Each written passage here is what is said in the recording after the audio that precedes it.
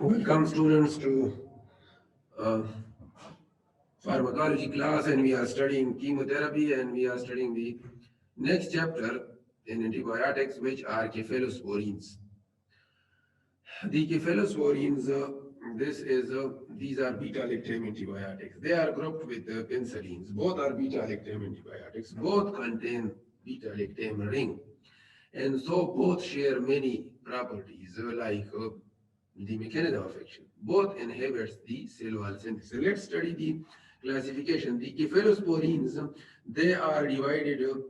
पहले इसको तीन generation थे, first, second, and third.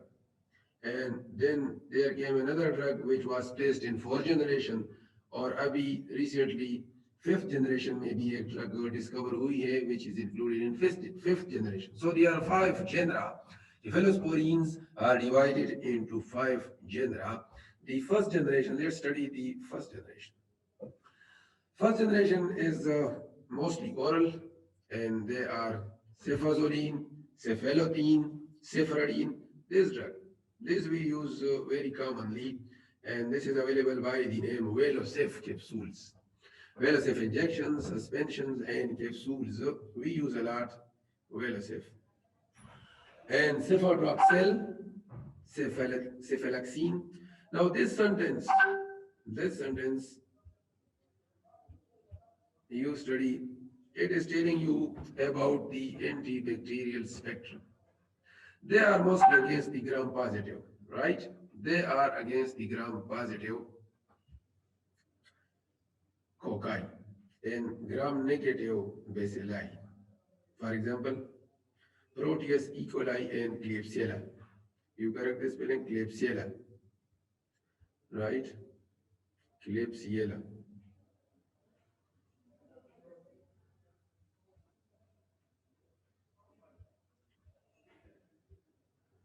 So you understood that mostly they are active against the gram positive cocci. Little bit activity against few of the gram negative bacilli, Proteus, E. coli, and Klebsiella. This is the first generation. Now coming to the second generation, Cefuraxime and Cefprozil. This is one group, and there is another subgroup. Second generation has two groups. This one, which contains cefuraxime and cefprozil, and the other is the subgroup cefamycin. It includes cefoxitin, which is activity against bacteroids. This is important. These are anaerobic. Bacteroids are anaerobic bacteria, and the subgroup cefamycin, which contains cefoxitin, has activity against bacteroids. Otherwise, cefuraxime and cefprozil, they have less activity against the gram positive, but have more activity against gram negative. देखिए पहले generation में gram positive की coverage थी, दूसरे generation में gram negative की coverage है. अब आगे जो जनरेशन आएंगे उनमें दोनों के अगेंस्ट एक्टिविटी है, but mostly against gram negative bacilli. So the second generation contains cefuraxime. We prescribe this a lot. It is available by the name Zenacef in the market, Zenacef, and we use it a lot, right? Now coming to the third generation. This is in wide practice. It is so widely used. Any patient who is admitted in the hospital, he will need antibiotic either prophylactically or therapeutically. And usually we test them for cephalosporins, and we start them cefotaxime, ceftazidime, and ceftriaxone. This group has activity against gram-negative and Pseudomonas. Now this is another function which is appearing in the benefits of this generation, Pseudomonas aeruginosa. And this is the drug, ceftazidime, which is activity against Pseudomonas. And mostly the gram-negative are targeted with the third generation cephalosporins. So you are required to know the names and the antibacterial activity. And this will help you where we can use these. This will help that gram-negative infections are the target. So gram-negative infections are the target, and we can guess the indications from this sentence. Gram-negative bacteria and Pseudomonas. This is the third generation, right? Now the fourth generation, you appreciate here is one drug, cefepime. This is the one drug. and it is the fourth generation, and it has similar activity as the third generation. बिल्कुल third generation की तरह है, लेकिन it is reserved for systemic, serious, and resistant infections, not injection infections. Now you consider this drug, cefepime, very important drug. We do not want to use it or waste it unnecessarily. जहाँ पर third generation काम कर सकते हैं तो हम we are reserving it, we are not using it. But if we face systemic, serious, and resistant infection, then we are left with this option, right? And this is the new generation, fifth generation, ceftaroline. Ceftaroline. There are two, one positive and one negative point. Gram positive, gram negative, दोनों को cover करते हैं. लेकिन you can guess this. Methicillin resistant Staph aureus, MRSA. Staph aureus, sometimes it is such invasive pathogen that methicillin is not working on it. It is resistant to methicillin. It is called MRSA, methicillin resistant Staph aureus. So the coverage is provided by ceftaroline. But ceftaroline has a drawback. It is not active against Pseudomonas. It has no activity against Pseudomonas. So students, you can recall the fifth genera of cephalosporins, first, second, third, fourth, and fifth. The easy way to remember, fourth and fifth, they contain just one drug. The fourth has cefepime, fifth generation ceftaroline.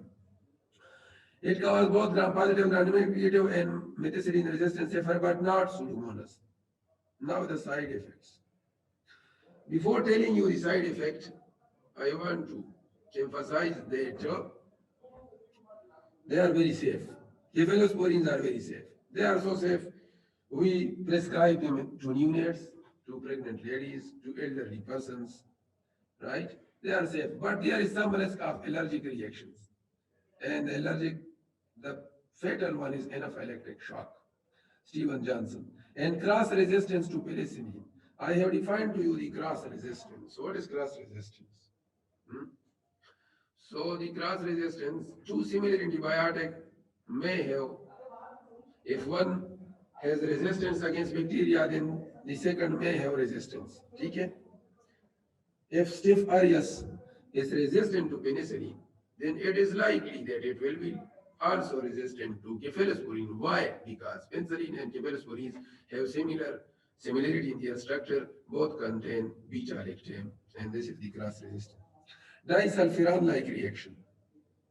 Disulfiram-like reaction is faced with cefamendol. It inhibits aldehyde dehydrogenase. And so acetaldehyde accumulation occurs and causes this side effect. This is a symptom complex, and it is due to accumulation of acetaldehyde in the liver and then spill to the blood.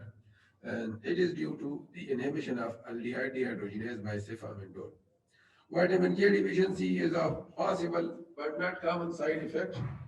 It's possible because cephalosporin can damage the gut bacteria which synthesize vitamin K for you. And so vitamin K deficiency, patient can present with bleeding. And this one, pseudomembranous colitis. Pseudomembranous colitis. You must have noticed when we use antibiotic, we have GI upset and we have diarrhea. Sometimes the diarrhea may be bloody and sometimes it may be very severe. So this side effect is called pseudomembranous colitis.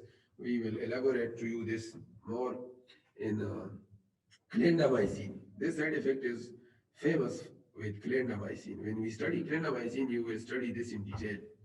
But every antibiotic, after hours, after days, a patient can present with diarrhea. Hamara bhi, whenever we use antibiotic, we have some type of diarrhea. And at times it may be very fulminant with blood. So this is called pseudomembranous colitis. These are 4 or 5 side effects, but luckily we do not find them. They are rare. All of them are rare. But you must be ready and you must avoid this one, anaphylactic shock. We have studied the management of anaphylactic shock where in type 1 drug allergy, if you recall, we have studied it, right? So, what is the mechanism of action of cephalosporins? The same as penicillin. Students, if you were sitting in front of me, I would have asked one by one from you, what is the mechanism of action of penicillin? Hmm? You can recall and paste it here. I will give you this as your assignment. What are the indications?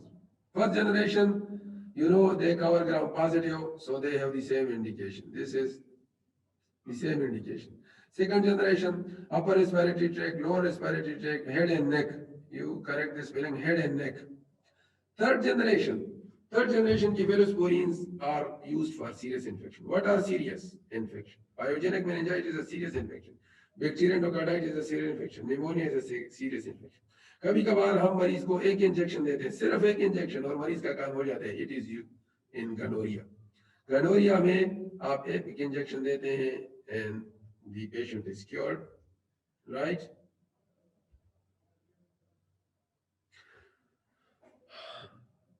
Now the fourth generation and fifth generation. I have explained to you the third and fourth. Look at this.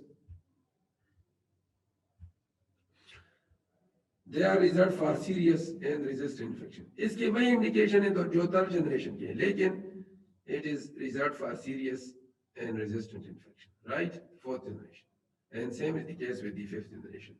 So cephalosporin, these are a group of antibiotics which are widely used. You must prepare this chapter efficiently, and we will continue next with the macrolide. You must prepare macrolide, right?